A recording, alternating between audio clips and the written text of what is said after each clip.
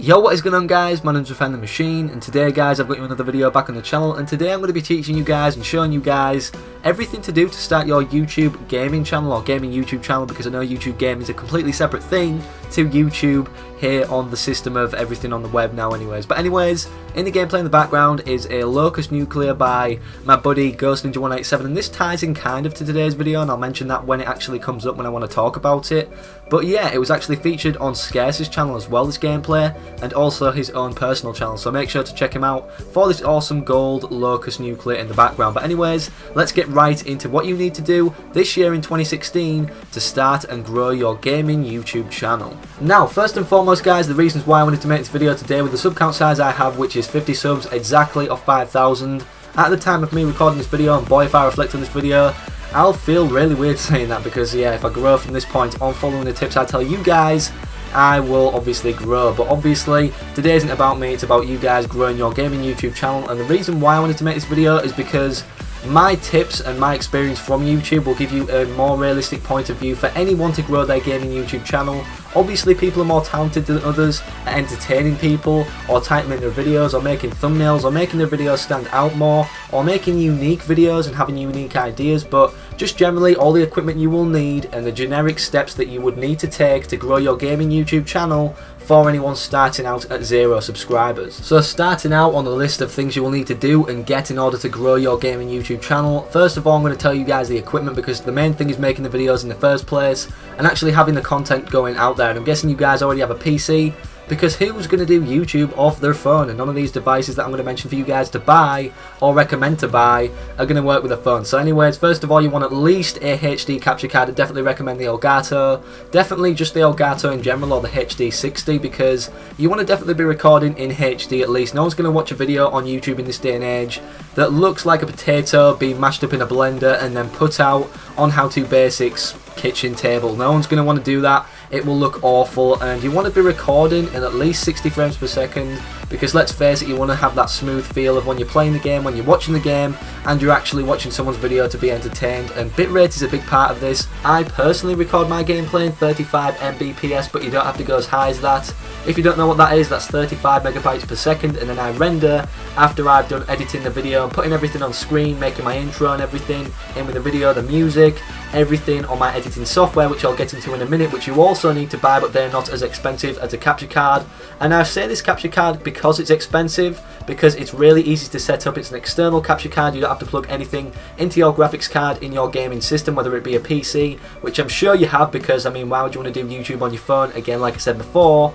And obviously you don't want to be going tearing your PS4 or your Xbox One or Xbox 360 apart, or PS3 or whatever you've got. So yeah, YouTube isn't the cheapest hobby ever. I'm going to put that out there first and foremost, because a lot of people end up buying the equipment and then they're like, oh, I'm not growing on YouTube, oh, I'm not enjoying YouTube, or they give up straight away. And you're going to have a lot of perseverance with YouTube. So the equipment, I'm going to try and minimise the price for you guys, but if you want to make a good impression straight away, you need to have certain things that make you look good and you're interested in doing so. And the microphone that I'm using to make me do that, recording in now with nearly 5,000 subscribers, which I would recommend you guys buying to start out with, is the Blue Snowball. It goes on sale quite a lot, and the cheapest I've ever seen this go for is $20, and the most expensive price I've ever seen this go for, or found on the internet for sale, is $75. I'm saying American currency there, so if you know that I'm British by my accent, which all of you should do, and I'm not saying pounds, we'll just do the math of the currency translation and the percentages you would have to do the math guys, because there's more Americans than there are British people, so sorry for the appeal there. But yeah, $20 to $75, that's not too much if you're British, because obviously you get more for the pound. But if you're American, that still isn't too much either. So hopefully you guys know what microphone to get. Now I'll link all of these items in the video description down below that you guys can buy today. Also, before I start talking about a completely new piece of different equipment, I'm going to say, with the audio device, you want to have an audio software obviously to record your voice, and the best one to do this with is one called Audacity, link in the description down below underneath the microphone, so you guys know what to record your voice with and commentate into, and then obviously string together when you export the audio file from a video and put it in your editing software. So Audacity, it's very good. I'm using it right now. And speaking of editing software, I'm going to tell you guys that I've got one right now now that I'm using, which is practically up there with everything you're able to do at this point, and it's Sony Vegas Movie Studio Platinum Suite 12. I know that's a mouthful, but that was about £30 for me. I don't know if it's gone up in price at this moment, and you might say it's outdated, but I'm making a lot of editing on that software, and I can't see any restrictions from the new editing softwares of Sony Vegas or anything like that, because at the end of the day, Sony Vegas, it's what mainly all the YouTubers use. All the main YouTubers who are like big on Call of Duty games, obviously not like Vanos, I don't know what he uses. He does some crazy shiz on his channel with his editing, so I really wouldn't know where to start with him. But if you're recording a game, putting commentary over it, and maybe putting things on screen at the same time, then Sony Vegas Movie Studio Platinum Suite 12 is definitely the video editing software for you. But obviously, if you want to make thumbnails, which I highly recommend, because no one's going to click on a raw thumbnail that isn't even custom video unless it's really eye-catching and everybody wants to know what happens in the video, I guess. Or if you're already a big YouTuber, which none of you are in this case if you're watching the video for tips, I'd definitely recommend GIMP 2.8, and I make all my thumbnails on this to this date, and a lot of people compliment me on my thumbnails. Even the thumbnail in this video, I'm guessing, is going to get a lot of compliments because it's one of mine, and a lot of people seem to like mine, even though I don't really know why, because they don't stand out too much.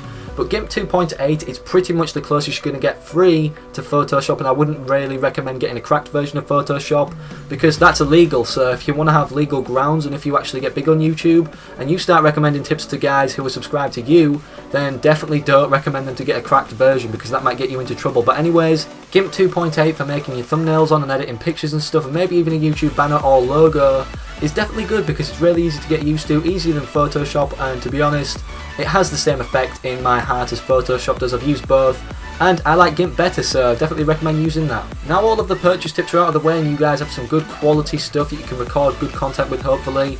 All I'm going to say to you guys to grow your channel is upload consistently, because when you upload consistently, your videos will appeal to a larger audience, obviously, and will come in people's recommended more. Obviously, it's going to be hard in this day and age, but the more videos you have is always the best thing to doing to grow your YouTube channel. Never rely on anyone else, because at the end of the day, the subscribers are going to come over if you get shouted out on someone else's channel to see videos on your channel. So if you're consistent, people will say, yeah, I like this dude, and if they like your content anyways, then they want to watch your videos anyways every day, and then they'll come back every day for the new video. And if they're coming back consistently on every video, liking the video, and if they link that to Twitter, then people will see that on Twitter and hopefully come over. And generally, exploding your channel, it doesn't happen from 1 or 2 videos. You want to be making as many videos as possible, and the best possible video at that time that you can possibly make. So definitely recommend that. But around you as well, in the community that you place your game in, where you're making your YouTube gaming channel off, or your gaming YouTube channel off based off a particular game or a particular type of game, whether it be a first-person shooter or something like Minecraft, you want to know a hell of a lot about your game, honestly, because I know a lot about Call of Duty. I've been playing it since 2007 with Call of Duty 4, and in that time of me just playing the game and being a regular kid in the community that a lot of people won't like, that squeaker down the mic that you don't like, and I've gone in that transition to a content creator just from a viewer of watching other people, and I can definitely say it's a really fun process of doing that, because you realise a hell of a lot and you kind of self-teach yourself. So if you know a lot about the game as it is, you will obviously succeed at a faster pace. But I'm not just saying you have to be good at something. If you're good at content creating and you're good at entertaining people, then it's always going to benefit you in some form of way, or any way, shape or form. But as well, if you know a lot about the game, then get involved in the community a lot and collaborate with people similar size to you or your friends. Ghost Ninja 187, like I mentioned earlier, this gameplay is a particular reason for being featured in the background today. I wanted to collaborate, so this is his gameplay in the background. If you like his content, go over to his channel and then hit that subscribe button if you're liking his content. Check out a few of his videos, like them up if you like them, and then let's spread the word of someone, because that's how YouTube works. I mean, you're not just going to blow up overnight off one video, and generally it's a really good thing to join a team or a clan if you're in the FPS community, whether it's CSGO or Call of Duty. I'm in Carnage Clan, if you guys don't know, and I started out in Darkness. So Darkness have like 5,000 subs, and Carnage Clan have like 300 and nearly 310,000 subs right now, so we're doing really well over there.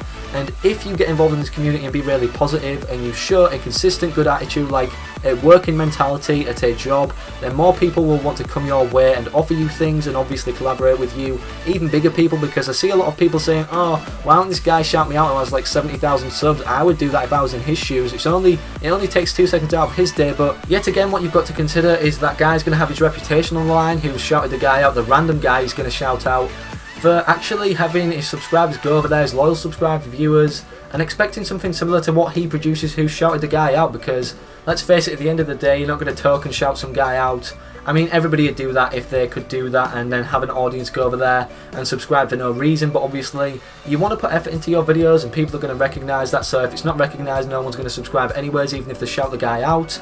And I want to say, for that reason, collaborate with people similar size to you, around you, and then you won't get upset by not getting shouted out off someone, getting your hopes up and getting demotivated, because then you can learn at the same pace as someone or a group of people, and that's always the best way to go in my opinion.